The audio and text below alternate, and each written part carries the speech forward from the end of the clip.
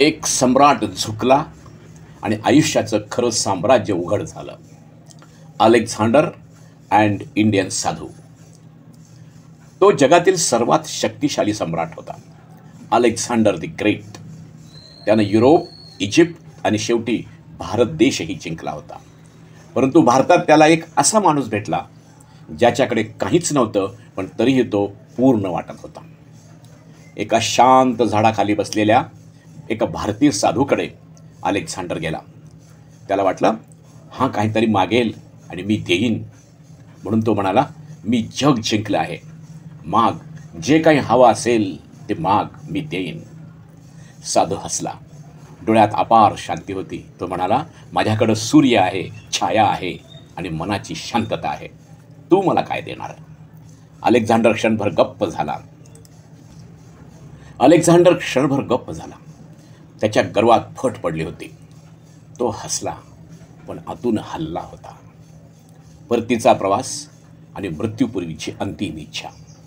भारत जिंकल्यानंतर अलेक्झांडरच्या आयुष्यात एक नवीन वळण आलं. तो रोगानं खंगू लागला आणि शेवटी मृत्यू जवळ येऊ लागला. मृत्यूपूर्वी त्याने आपल्या सेनापतींना बोलावलं आणि आपल्या 3 अंतिम इच्छा व्यक्त केल्या.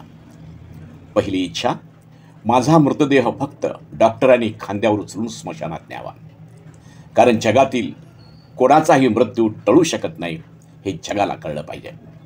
दुसरी इच्छा, माझं सगळं धन, सोनं, चांदी, पैसा रस्त्यावर टाकून द्यावा, कारण संपत्ती मृत्यूबरोबर जात नाही, ती केवळ भार असते.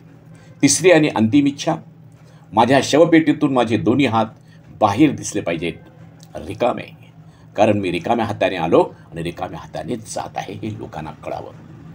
कथेची प्रेरणा. तो सम्राट होता, पण शेवटी त्याने मान्य केलं, सत्य साम्राज्य आपल्या मनात आहे, बाहेरचं काहीच कायमस्वरूपी नाही. एक भारतीय साधूने त्याला शिकवलं, जग जिंकलं तरी मन हरवलं तर सगळं हरवलं.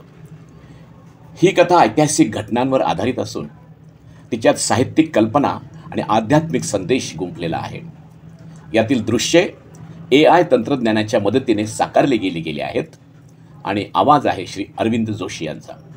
उद्देश केवळ प्रेरणा, शांती आणि विचारांना चालना देणे हा आहे.